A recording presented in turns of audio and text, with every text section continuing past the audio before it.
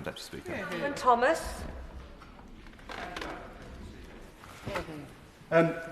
It's an honour to sit on the APPG for Fair Elections, which is so well chaired by my honourable friend for Leeds Central and Headingley.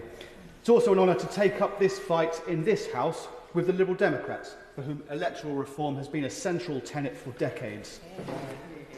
In order to be here today, Madam Deputy Speaker, I had to resign my commission in the Royal Air Force, where I had for 23 years defended our country and our interests overseas.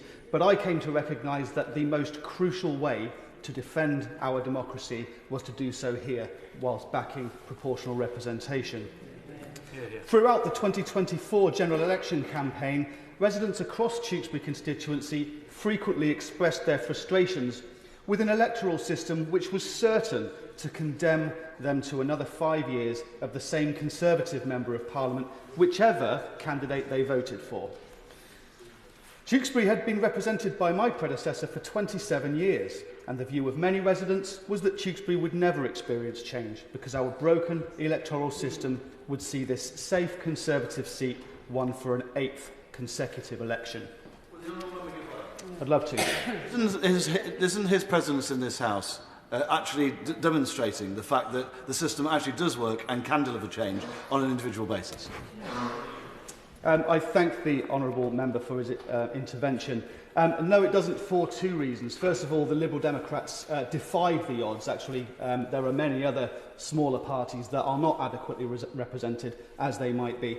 And as I'm coming to later, 58% of voters across the country did not get the MP they voted for, and that's even true in my constituency.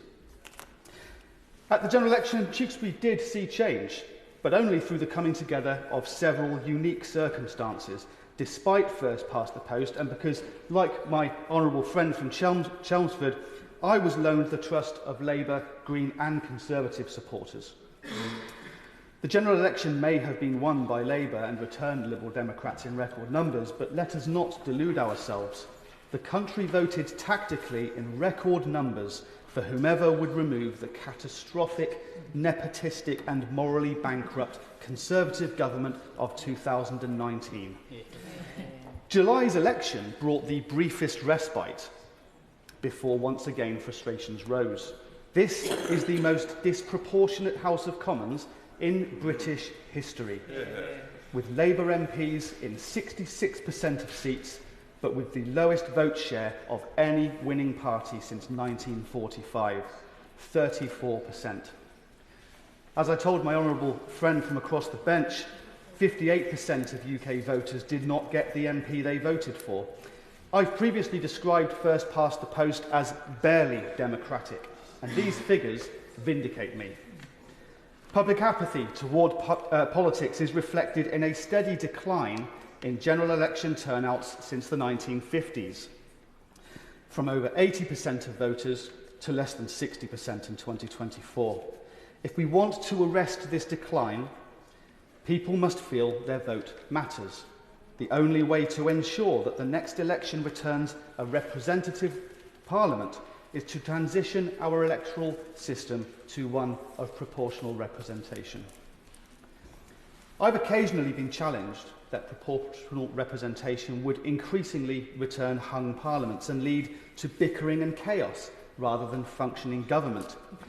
This challenge falters when presented with the previous government and its 80-seat majority, elected through first past the post. Never in the field of British politics was so little achieved by so many as they scrambled from controversy to controversy, fighting amongst themselves whilst undermining our institutions and allowing our public services to crumble. Today, our friends in the United States are living the inevitable result of its two-party system, as far-right populists have seized the previously conservative Republican Party, neutered the media, and dismantled many of its institutional safeguards. We must recognise that we face the same threat, as our Conservative Party, the most successful election-winning machine on earth, continues its lurch to the right and brings fringe opinions into the mainstream. It can happen here. and we must have a fair electoral system in place to mitigate against it. Liberal Democrats were elected in record numbers in 2024 on a pledge to deliver proportional representation. Labour members want proportional representation.